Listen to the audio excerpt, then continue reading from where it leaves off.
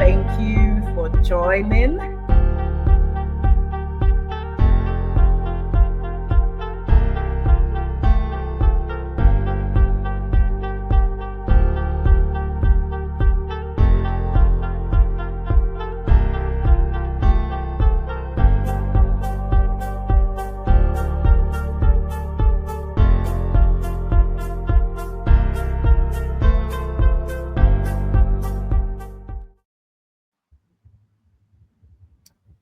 Hello, everyone. Thank you for joining Womenful Voices' first online event for the year 2025. For this event, we are celebrating the Black community in honor of Black History Month, and we are celebrating the achievements, the history, and contributions of Black people globally. The Black community, the achievement of Black people globally and as individuals. And with me here, I have a wonderful panel of great Black people, sorry. And I would love for everyone to just introduce themselves within 1 minute each. First, I'll bring up Alonzo. Can you please introduce yourself?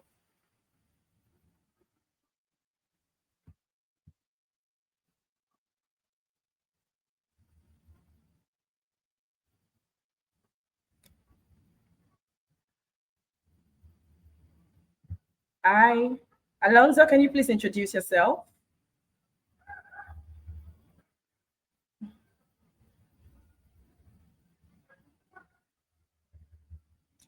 Okay, can Lajanda please introduce herself? Hi everyone, my name is Lajanda. I'm 21 years old and I'm Jamaican. I've been working with Women for Voice for almost 2 years now, and I work in the fundraising department. I am so excited to be a part of this amazing online event and just this amazing organization. So thank you. Thank you, Lajanda. Okay, Alonzo, can you please introduce yourself? Hello, my name is Alonzo. I am situated in Ocala, Florida.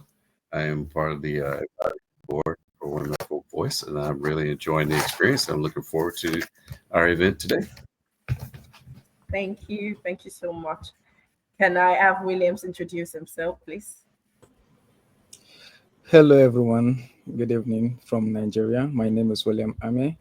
I'm a Nigerian based filmmaker. I am super excited to be on this conversation as we look forward towards advocating and, of course, bringing to the fold the great things that, of course, the African people in and around the world are doing.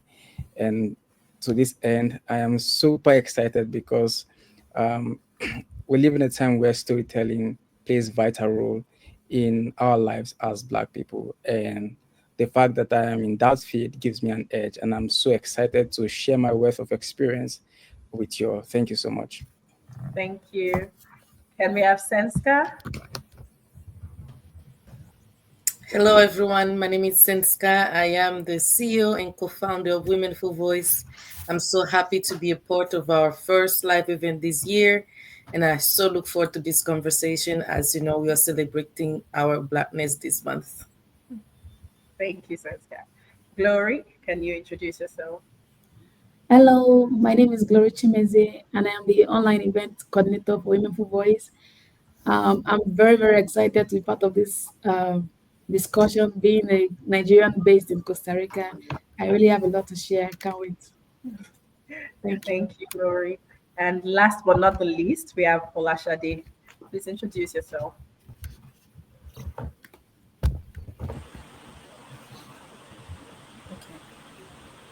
Hello, everybody. Can you all hear me? Yes, we can. Okay. Hello, Ekukaleo, Mukinileo. So, hello. It just means hello, everybody. You're all welcome. My name is Folashade Aborishade. You can just call me Fola. I'm the executive director of Info Voice. I'm excited to be on this panel, talk about Africans, diaspora, the experience, and how we can have a better connection. I'm so glad to be here. Thank you all. Thank you all so much. And thank you all for tuning in once again to this event. This event promises to be inspiring and enlightening. I'm sure you will, by the time this event rounds up, you would have learned so much about the Black community and what we can do as Black individuals to be better and be more proud as a Black community globally. Okay, so okay, I would love to mention that usually our host, Ashley Ann, everyone is used to seeing her face. She's the usual host of our online events. And unfortunately, she won't be able to host this event, but we're hoping that she'll be back soon. She needed time off to just take a little bit of time to rest due to an unfortunate accident. And we're hoping that she gets better soon. We're sending all of our loves to Ashley Ann. Ashley Ann, we love you and we're hoping to have you back soon. So let's go right in. And I'm sure Ashley Ann is watching right now. So my first question to everyone is, what does Black History Month mean to you? And how can we ensure its significance extends beyond February? So I would love for Williams to answer this first, then we can go on to the other panelists.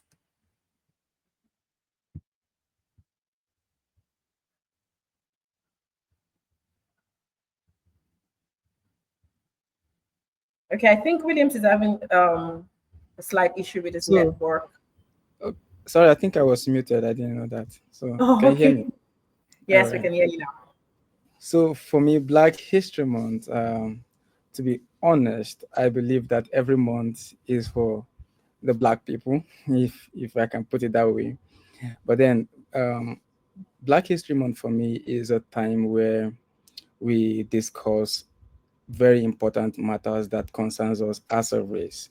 There are so many for us. We are quite unfortunate to a certain degree, to the point where our identity as a people, our story, and things that concerns us have been, not have not reflected our strength. For a very long time as Africans, we've not either read or heard about what Africa really is, if not from other people's perspective or story or history about Africa. So I think for me, Black History Month is a time where we come together and assess, evaluate, and reassess, what being African means and what our story really means to us and how we can preserve our history and take back our culture that is almost eroding away due to the so-called civilization, and of course um, celebrate the richness of our people and our environment. Yeah, for me, this is what Black History Month is. Awesome, awesome. I really love what you said about the richness of our people, of our culture. I really, really love that. And I think I would come down to Alonso because Williams is in Nigeria, Ola is a Nigerian in Nigeria, Glory is a Nigerian in the diaspora. So I want to have someone's opinion who isn't in Africa presently. So I'll come down to Alonso. Please, can you tell us what this means to you? First of all, thank you very much. I appreciate this opportunity to be involved in this event. Black History Month to me is an opportunity for us to recognize the achievements that Black Americans around the world have accomplished and what we as a people have done for society. It's also an opportunity for everyone as a people to recognize that everyone has a contribution to life. None of us were put here to function solo. So, the better we work together, the better life will be for all of us. So I see that as an opportunity for us to understand, for us to reflect, and for us to just understand differences in the way that people may have been raised, the environments that they may have come up in, and what those challenges present for people in their uh, on their journey through life. So I truly believe that this is the opportunity for us to do that and to kill the disparity based on race, color, creed, or origin. Thank you so much. Thank you so much. Um, Senska, can you please give us your answer? Yes. So I love seeing that behind Alonso it says, like it's Martin Luther King that said, like, I have a dream, it's one inspiring man to me. I think Black History Month, it's about recognizing all the struggle of Black women and how far we have come, and recognizing the power that we hold in the world. Also, the diversity that, like, the diversity of the world, because most of the time we only see one side, which is what's always in TV and what other people are talking about, and they forget everything else, like people from the Black communities is bringing into the world and the value that we have. So Black history for me, it's really celebrating our power, our richness, like William said, and also recognizing, the diversity of the world. Yes, thank you so much. Lajanda, can you give us your answer to this question? Yeah, sure. Thank you for that question. So, Black History Month for me is a time to celebrate Black excellence, to celebrate all our achievements or culture. As a Jamaican woman of African descent, it reminds me of how strong we are and of the ongoing fight for equality. But I believe that Black History Month isn't just for February, it's an everyday thing. And to keep the significance alive, we have to integrate it in our education, in the media, and in our daily conversations. We have to make sure that we support Black businesses and that we continue to uplift our Black voices all year round. Thank you. Awesome. Thank you so much. Paula, can we have you?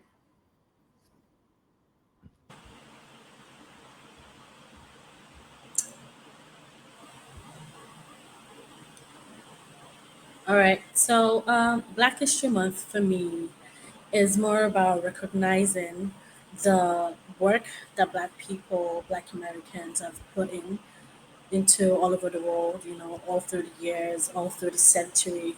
One thing that I really, really, really want to emphasize on is proper representation, an acknowledgement of their work, acknowledgement of their presence, things that they've done. I'm very used to watching Black movies. Being a Nigerian, I like watching Black American movies talking about slavery and everything. Like, these people put a lot of work to making America great what it is today. These people put a lot of work to making a nation even better to be what it is today. And most of the time, they don't get that recognition that they deserve, or they're always like second place. So Black History Month should actually be every month, because Black people are always putting in their work, they're always breaking their backs. So it's more about recognition and proper representation, and also acknowledging their work that they've done for themselves, past generation, and the ones to come. Thank you. Mm, thank you. Thank you so much. Glory. Okay.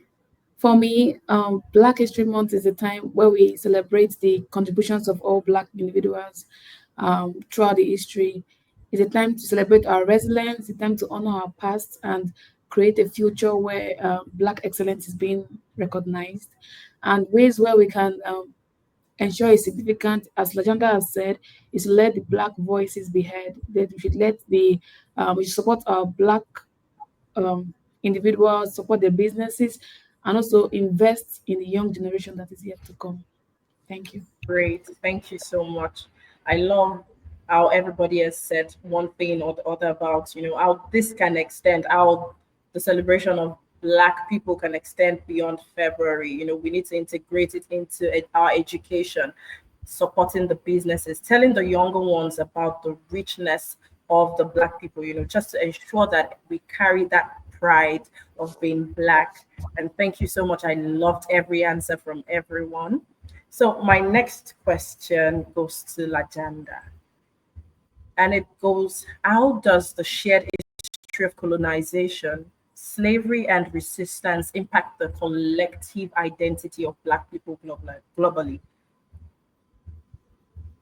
So I believe that this shared history has shaped the global identity of Black people. Though we are marked by oppression and displacement, and despite the efforts of the colonizers to somewhat erase our identity, Black people have been able to preserve and somehow reshape our culture. You see it through the music and through the art and through the activism. You see the resistance from the Haitian Revolution to the civil rights movements, and these things have been central in Black identity, proving that we're not only strong, but that oppression does not define us. And movements today like Black Lives Matter and the Pan Africanism, those continue to fight for justice that we deserve. I believe that this Black identity is a legacy of struggle, but also of triumph and the relentless pursuit of freedom. Thank you. Great. Thank you so much. Now, bringing this shared history of colonization history, we have, so many Black people now in the diaspora. Some were, as a result of slavery, and some who have now traveled because there is, for us Nigerians, there is a great migration of Nigerians to other parts of the world. Now, I want to ask Fola this: how can we bridge the gap between Black communities in the diaspora and those on the African continent?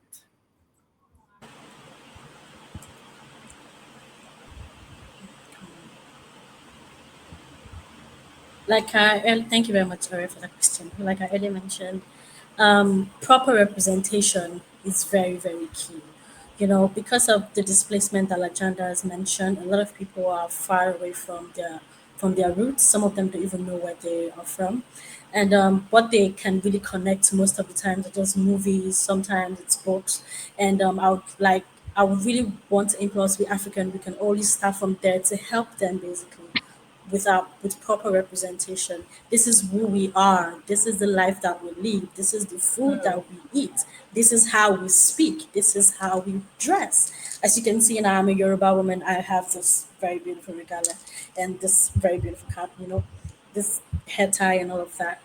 This is how we are. This is how I'm speaking. It's proper representation. So this is how they can learn and can bring them back to their roots. We need to do this with movies that they watch, the books that they read, and the people that they meet. They can also do this by meeting with communities, having friends out of their network, bringing them back to their roots.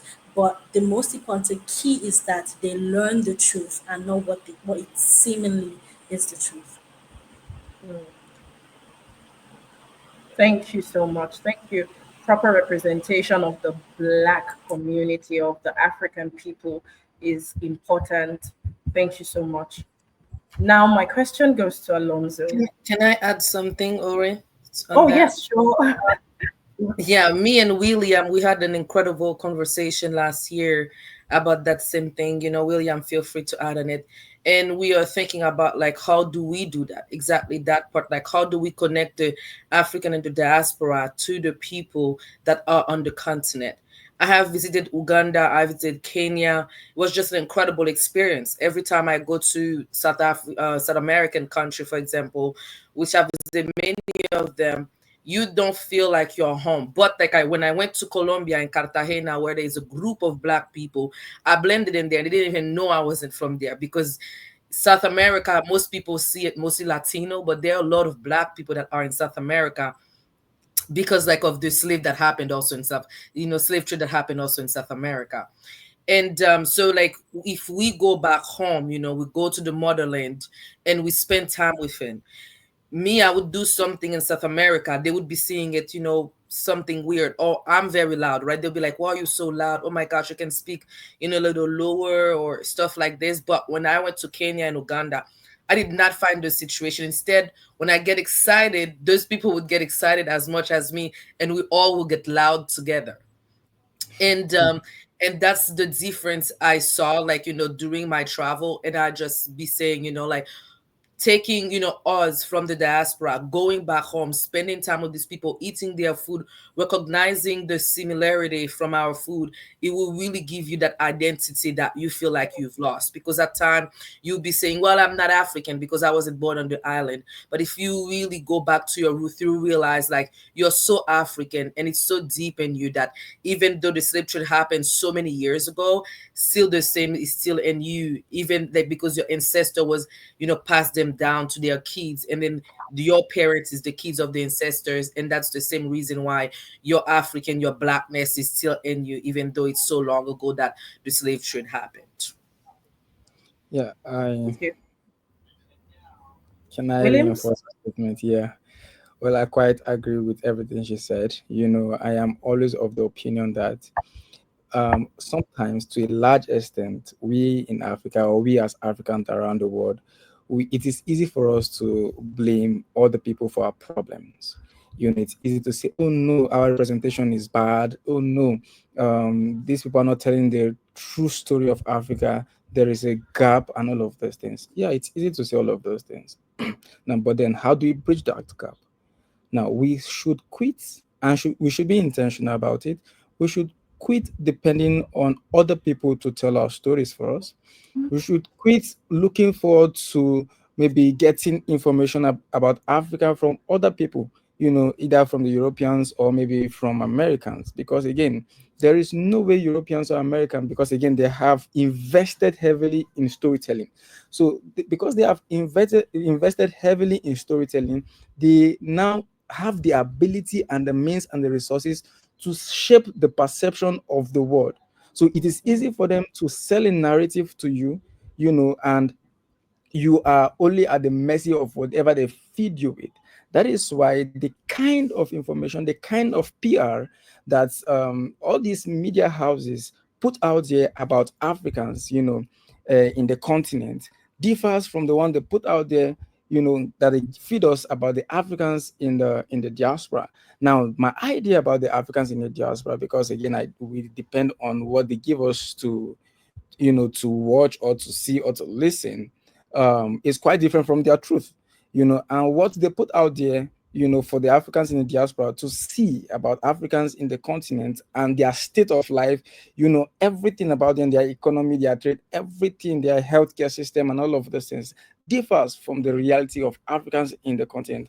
So the perception of reality for you as an African in the diaspora differs from the true reality of things. And my perception of reality for the Africans in the diaspora differs from it's easy for me to think that every Africans in the diaspora, especially what do you call it, Peckham, or I've not been to any of these places, but again, we watch and hear all of those things. They are gangster, they do gang signs, they do all manner, they do loud music that promote, masculinity, violence, armed robbery, and all of these things. It's because of the PR. Now you see, if we then say, okay, we want to take charge of our own narrative, we want to take charge of telling our own story, then we are able to then see for ourselves what the true reality is. And also, so many people, like Senska rightly said, need to come back home to see for themselves what Africa really means. I'll tell you what, there is no better way to understand your identity if you are lost in a foreign land. There is no way you can understand what being an African is if you've never been to the continent. I know so many people would really love to come to the continent and experience what the continent is. And the truth is, you might come to the continent and everything is not as rosy as you would want you to feel, or things are not as but this might not be as bad as you'd expect. But it is your own experience. You have the right to experience your truth. Now, the fact that it is your truth does not mean that it's going to favor you, but it's your right to experience your truth. So many people would really want to come back, but they don't have the resources to. So I think we should not only invest in storytelling, we should also look for a way to promote a cross-cultural cultural exchange program, where people come to the continent, we, interconnect, and do stuff together. So I think if we stand in that gap, via storytelling And via travels, I think we're able to, would to a large extent, tackle that gap. Thank you very much. Awesome. Thank you so much, Williams. Does any other person want to add to all that has been said?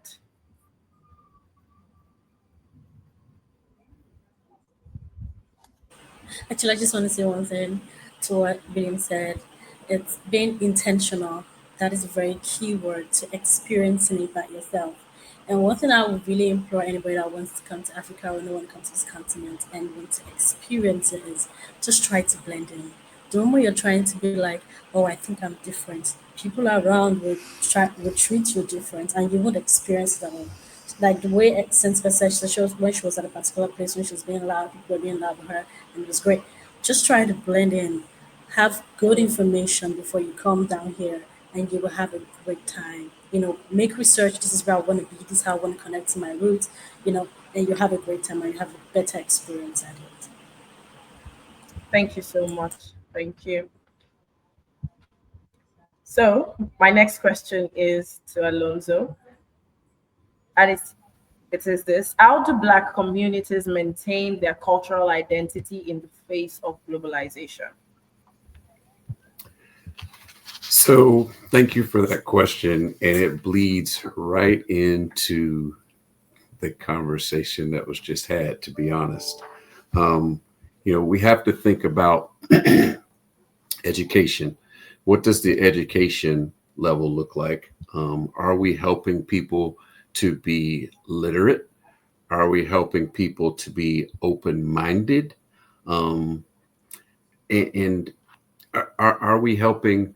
Um, are we helping to tell the right story? Are we helping to make sure that the narrative is correct? Um, how do we empower people through home ownership, entrepreneurship, generational wealth? How do we help them understand those things? Those things are important to help navigate a global economy, but then we definitely have to talk about humanity, right? So when I think about this question and I think about the conversation that just took place, it's all about people having an open mind and wanting to do well as a humanity. So, I've traveled to different places in the world and I've seen different cultures, and I've always had an open mind about different cultures and people and how they navigate. But I've also noticed that people from different cultures um, don't help each other, and that only creates more segregation and separation, which basically stifles growth. Because again, we can do more together in harmony than we can do solo. So those things, in my mind, are how we can continue to grow um, through working together and supporting one another. Thank you. Does anyone else want to add to this? Does anyone else want to share their insights on this question? I want to. Okay. Yeah, I think for me, it's seeing globalization as like something that's bringing us together is the best way, really. One of the thing is not, I think like previously before we went live, we were talking about, how like we see a lot of things that western worlds would create the technology and all of that as like the best way to go about it, but like if we're bringing into like black creation, the resources that black people are bringing in also as values, that's another way that it can really help us as black people. I think one of the example that we can take is right now it's Burkina Faso, Mali, and Chad. All these different places that are now creating, they're using their own resources to show the value that they have. That's another way that we can, like tackle globalization as black people. Because when we are looking at globalization, especially in my country, Haiti, one of the things that we do is that we are aiming for the technology of the Western world. And then we are forgetting that we have resources that we can also provide to those places. And that can also add us black people inside the globalization thing. Mm, awesome. Does anyone else want to share? Okay, I'd love to share something. I think in the face of globalization and Africans maintaining their identity, I think even in the place of embracing globalization, we need to continue to pass down our cultural heritage. We need to teach the younger generation about the beauty of being African. As much as the world is being global, technology is moving and all of that, we shouldn't throw away our cultural identity. I think the more we embrace the beauty and the pride of being African, of being black, of being unique, we will not our culture would not be eroded, our identity would not be erased. I think that's something I just thought to share with everyone. And I'd love to see people drop their comments, their thoughts in the comment section. Don't forget to engage with us in the comment section. If you have questions for the panelists, your thoughts, your ideas, please do not forget to drop them in the comment section, and we'll be sharing them live here on the panel with the panelists.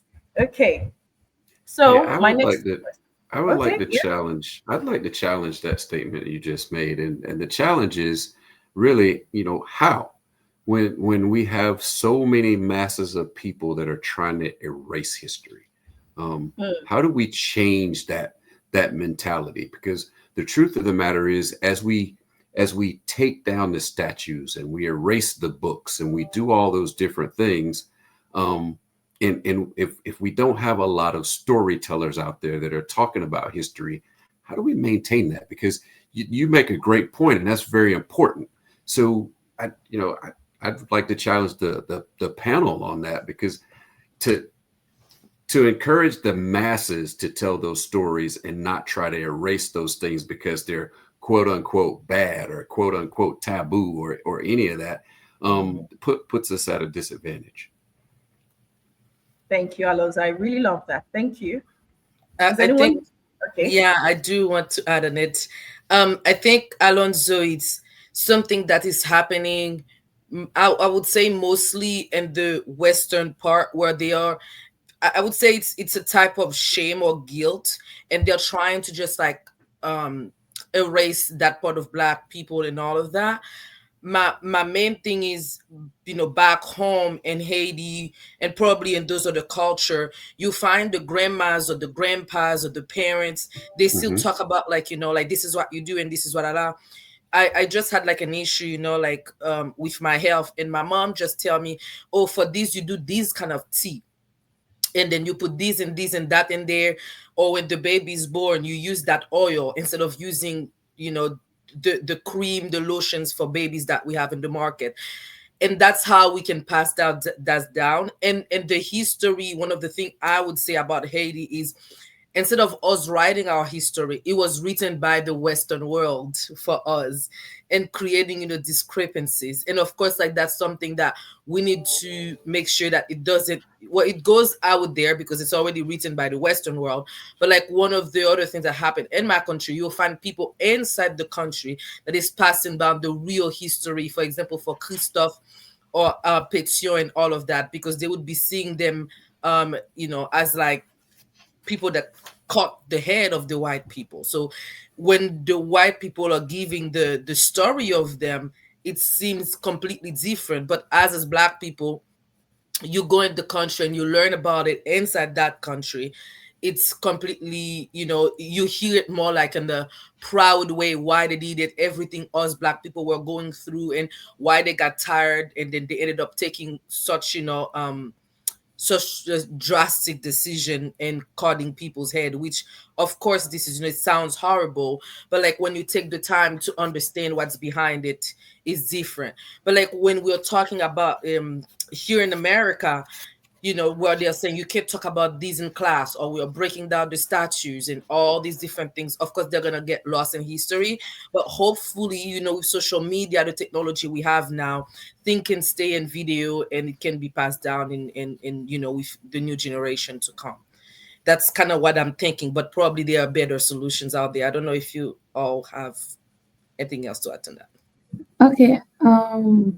I would like to add something. I feel like the first step is education. We have to like let people know what Africa is all about. We should not just because we are in the diaspora, we should just take in whatever we are being told. We should learn to encourage travel and cultural exchange. Africa as a continent is rich in so many things. And when we go back to learn from our roots, we can come back to the diaspora and make sure we keep on living according to our roots. We should not change our mindset because we have other cultures around us. Another thing is we should the stories we tell should be African authentic stories. Where I stay in Costa Rica, many of non-Africans they don't really know that Africa has 56 countries. They feel like it's just a country and there is no like technology or there's no advancement or anything. But Africa is the content of I think 56, 58 countries where each country has their own level of development. So we should share these authentic stories. We should let people live by their roots and their culture and also encourage people to go back. People like most Africans that were born in the diaspora, they should travel back home. They should learn about the cultural heritage. They should learn about. They should see things for themselves. Then and also live with these things as they are in the Western world. Thank you. Thank All you, right. Glory. Quickly, I would like to add something to that. Um, so, how do we address this issue? And the question I'm asking is, how do we think in terms of return on investment for telling African story? Do we now? Alonso rightly said earlier that there are not a lot of storytellers, addressing the story of Africa and all of those things. Now, I'm a storyteller, and I can tell you this without fear of contradiction that as a storyteller, if you tell the African story, your return on investment will not be the money you've invested or the capital you've invested in telling that story. Now, most times, people have made it a business for themselves to, as storytellers now, they look at what niche will earn them more money or what niche would sell faster and better or give them more opportunity. I've had so many people come to me and said, you tell a lot of these African stories and all of this, thing, but there's no money there. Do things on sustainable development, do things on other topics, and maybe when you have enough money, you can come back and tell African story. Now, you see, the idea is when you are weak, when you are all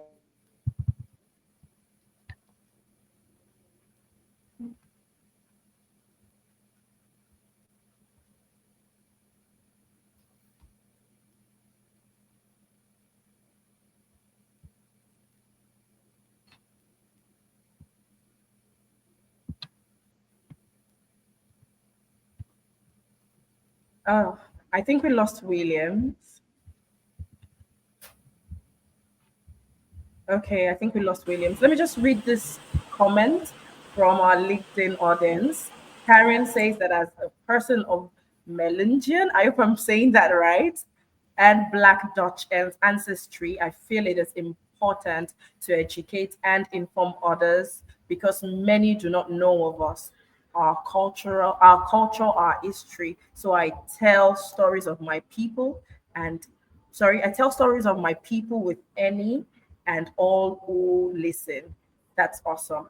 I think telling the stories are important just as much as um, the authenticity of the stories and passing down the stories. But I'll just leave it to the panel because you guys have more insight and you've been doing Yeah, so. actually, all right, I do Yes, have Black. something I would like to add. Sorry to cut you short. Okay. Um, about storytelling, I think one thing that we can do about that is to encourage people that are into this.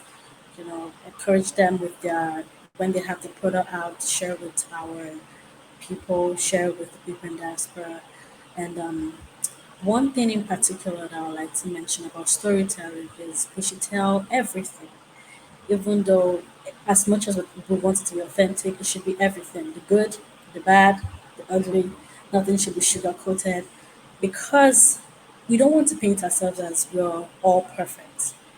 People make mistakes, and mistakes are meant, there are lessons and mistakes to learn from. But this was the mistake that this people made, and this was how they were able to get themselves out of it. This still celebrates the resilience and the courage that people put into the mistake that they had, and they became better people today. So not just say, oh, this is the good, this is the best part of this country, this is the best part of this race, this ethnicity. What about the mistakes they made? What about the issues that they encountered? How were they able to, overcome that? That should be one thing that should be included in the storytelling of our people, of our race, of what has happened behind and what's happening currently.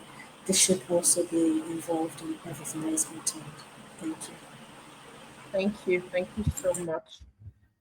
So my question goes to Senska.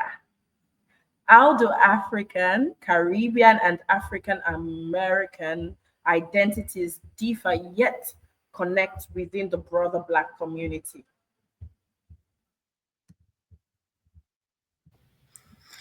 I did mention that before. Our ancestors, did pass down stuff to us, right? And this is one of the way that when I meet an African brother or sister, I've always find these similarities of stuff that I would do. Well, like, in America, like I would do it and people would be looking at me like, oh, what is that thinking? Or what is that? Why do you see the world this way? But if I am with a brother that is from the continent or from the Caribbean, or like anywhere else, or South America even, where there's like Black community, for example, Honduras have Black communities, Colombia, Ecuador, I believe Venezuela also have, when you as Black people find ourselves together, that there is still like an understanding of something that I would do, they would get it instead of judging it, right? So I think like it's really like how our ancestors just like send this information to us between our food also. Like there is something that you guys have called fufu. I didn't know we had that in Haiti till my mom the other day just like made it. I was just like, like, oh, you're learning African food. And she's just like, no, I grew up on that, she told me. And I was just kind of like, oh, wow, okay. I was not expecting that. But she got inspired when she came because it was something that we discriminated in my country. But like when she get to the US and she realized, oh, people around me are eating it. So why am I embarrassed or like ashamed of it? So those are all these different things, but like if you see it in the TV, especially in Haiti, the African movies that you would be seeing is really the backdated that just show Africans in a bad light. So like anything that has to do with our roots, we are kind of like ashamed of it. So the main thing for us is just like not being ashamed and just rejecting all those like wrong information they're providing about our ancestors, about us, about our people, and just like pour ourselves into that instead, so we can stay connected to to our roots, and then making sure that like we stay connected to the continent when we go, when we go and visit, and so no, like, do not look at it with that bad eyes, right? Yes, yes. There's so much more that we can do, like looking at religion, voodoo, right, where they put it in such a negative light on TV. But like if we're looking at it like from a different perspective, what is a religion? It's a way of living. There is beyond it, of course, right? But we still look at the positive side, because same way for like when we see like we would be cursing people by like praying for them and expecting something bad for them. It's the same for voodoo, where people would be using it in the wrong way. But at the same time, there's so much in voodoo that you can do, like using leaves to cure yourself from a disease. And tea also, it's something that came from voodoo. Like there are so many much more that we can look into, and making sure that we put ourselves into it and learn and stay connected to the continent. Awesome. Thank you. Thank you so much. Okay, so my next question is to Lajanda. And this is it. It says, what unique challenges do Black women face both on the African continent and in the diaspora?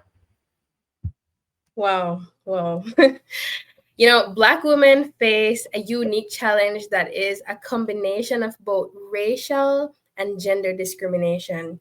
And it impacts the opportunities that we aren't given, or lack of representation in politics, in business, in the media. And despite the many contributions that Black women have made to society and to the globe, we're undervalued. We earn less than our male and our white counterparts for the same jobs. And society has placed this unrealistic expectation on us that we have to be resilient and that we have to sacrifice ourselves, and that we're not allowed to be emotional and that we're not allowed to feel.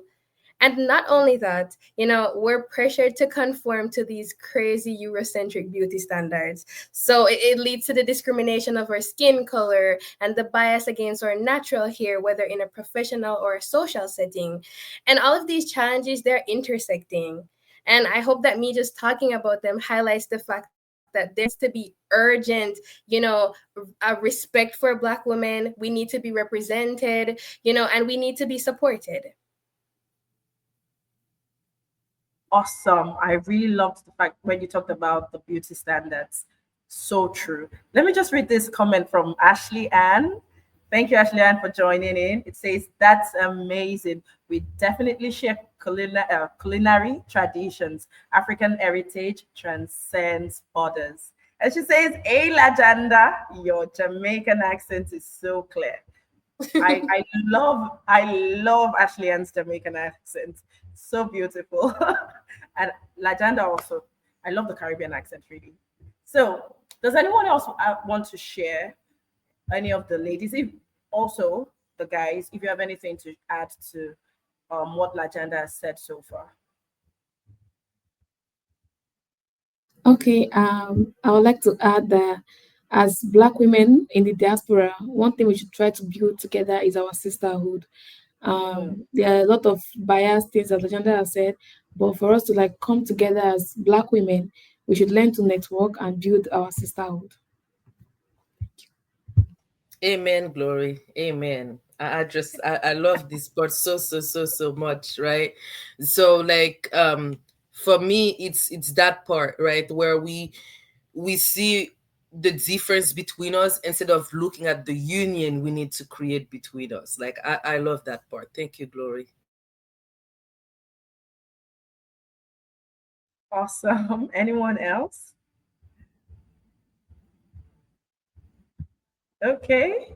So my next question is to William. Can you share examples of Black women in history or contemporary society who inspire you and why?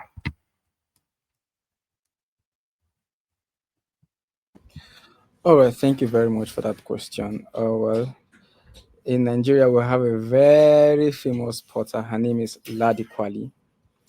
Ladi Kwali is known for her skills, in making clay, ceramics, all the sport and all of that.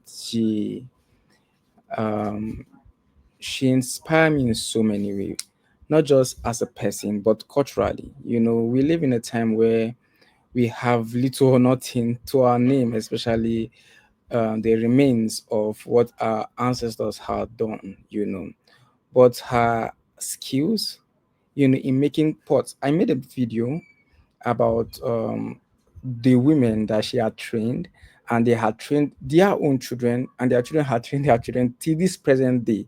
They are still practicing the things that she had taught them while she was alive.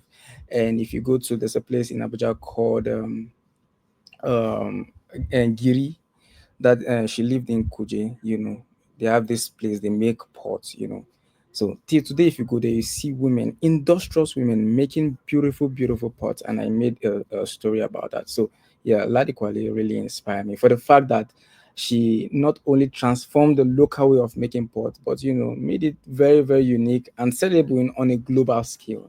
You guys should check her out. And secondly, I really cannot but mention Chimamanda Adichie, our own Nigeria famous writer.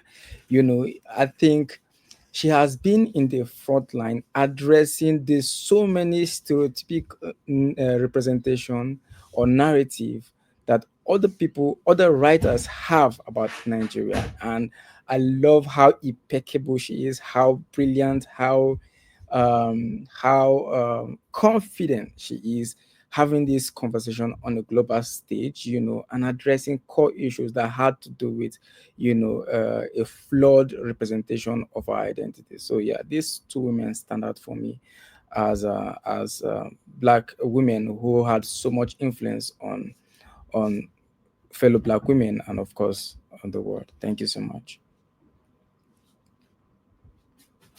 Great, great. So we have a comment from Kim. She says we don't need permission to celebrate Black history. That is so true. We don't need anyone's permission to celebrate our Blackness, how phenomenal we are. Thank you, Kim, for that comment. So, my next question goes to Alonzo. And how can we better support the leadership and entrepreneurship of Black women globally? Because you can see from William's answer, he talked about Ladi Kwali, and he talked about Chimamanda Adichie. These are phenomenal women. So how can we better support the leadership and entrepreneurship of Black women globally? So when I think about that question, I think about the comments that have already been made. When we talk about support, that was one of the things that was already mentioned. Supporting each other, supporting Black women, but Black women supporting each other, speaking up, talking about the things that the good as well as the challenges. Because talking about challenges, there's always someone out there that has an answer, has a solution, has a suggestion that can help better the situation. Expanding access to capital, taking, providing education around, wealth building and budgeting, and how do we help the Black woman to navigate those waters and do it just as well as anyone else does, as far as getting capital to be able to expand as an entrepreneur. Inclusive policies. There are a lot of bid systems out there that, if we look to support Black women in business, then seek out those women that have the talent to supply whatever service or good that we're looking for. Give them that advocacy to strengthen that avenue. And then just I think about infrastructure support, helping to have the infrastructure in place so that it's not as difficult to navigate. Working together to move things forward. All of those things, when you think about it, could help provide a staircase to success in the entrepreneur world, and just humanity overall. Awesome. Thank you so much. Thank you. Does anyone else have something to share on this? Any insights?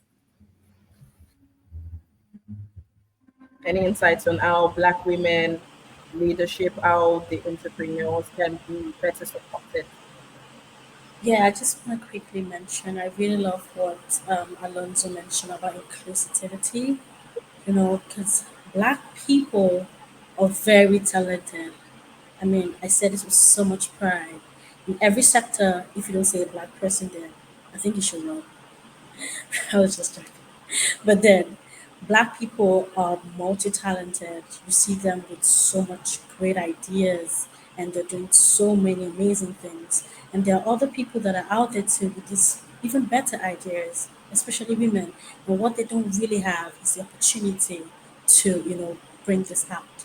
I think when Black women, are given the stage more, they involve them more, give them that much opportunity, you will begin to see more things that they can actually do. They can begin to harness their own potentials, and we really can appreciate the Blackness that we have around us. Thank you.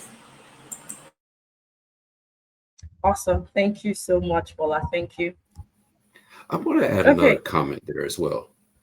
So, Okay. so one thing I see that needs to happen out in the world is we need to stop being afraid to put each other in check.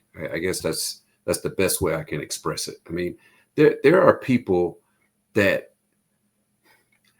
know better, that could see when someone has aspirations to do something and has the talent to do something, but they're not using their talents in the right way. I mean, we should support each other by speaking up and saying, hey, may I offer you some advice? I see what you're doing and I know where you're trying to go, but the way you're doing it is not the most efficient way. And then we need to be open-minded and and be able to step back and say, okay, help me. Be humble and say, okay, give me that advice. And if it works, it works. If it doesn't, at least we tried. I agree with you, Alonso. I think that's one of the thing I always be telling my team, like, tell me when I'm falling short. Like, since I did not like this, I did not like that. Because if you're not telling me what I'm doing wrong, and you're not only I'm going to be making my head bigger because I don't think I have anything to improve, but also, I'm going to be affecting whatever I want to build, right? So definitely that's something we definitely need in the world, which is like, being open to hear the criticism and listen to them with the with an open mind, as like, maybe there is something there that I can learn, right? So yeah, I definitely agree with that. I love it. I think for me, it's more about the people that will watch someone fail when they know what Mm-hmm. it would take for them to succeed. Yeah. No, I see that too. I see those things too, where they just be like, it's none of my business, or like, oh, I don't have to, Exactly. waste my time on that, or that person want, it's all those different things. But us, definitely that's another way to come together also. Being able to tell people how to improve themselves. Awesome. Thank you so much. Thank you. And in light of the time that we have just about 4 minutes left. Now I'm going to ask us within few seconds. Let's just share what advice would you give to young Black people in the diaspora and on the continent about their role in shaping the future. I'd love to start with Alonso. Don't be afraid to seek out new experiences. There, man, there's so much out there to see and experience, and have an open mind. Go seek out new territories. Find a new person to talk to. Listen to the stories that are out there. Read books. Um, Watch documentaries. Listen to podcasts about different areas of the world. You will, at least in my experience, I have found that there are people that have lived the same experience that I have all around the world.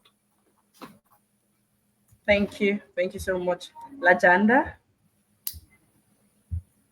I mean, one great takeaway from this discussion that we've been having is that it's important to know our history. So I'd say know your history and own your identity. It's so important for us to know where we're coming from so that we can have a clear vision of where we're going.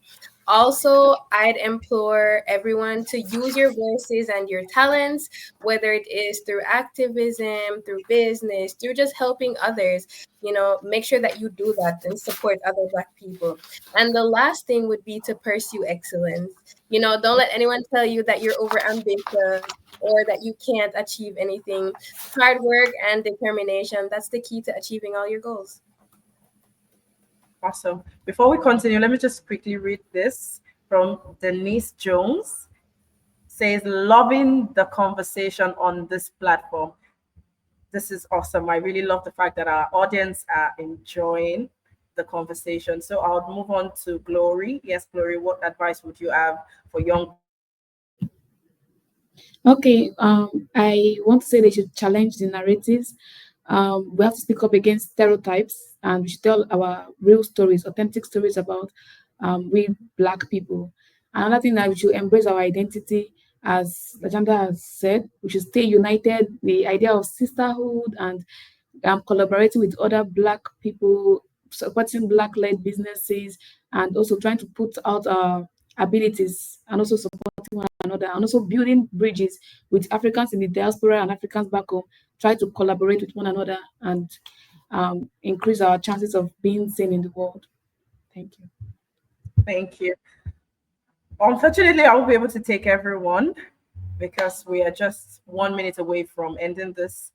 And I would love to thank all our audience for today and the panelists, especially for making it such a wonderful time. You all have shared such wonderful insights on Africanism. It's been so beautiful from Senska, Lajanda, Alonso, Williams, Paula, and Glory. I really, really thank you guys for just pouring out your honest thoughts about Africanism, and it's been so wonderful. I'd encourage everyone to follow Women Full Voice, follow us on Instagram, follow us on Facebook. You'll find us Women Full Voice. That is our social media handle. And you can also watch this again on our LinkedIn page. So you can always go back to enjoy this wonderful conversation about Africa. And please check out our website on at www.womenfulvoice.org. Thank you and have a wonderful month. Bye, everyone. Thank you all. Thank you all. Double. A double. Thank you. Bye. Thank you.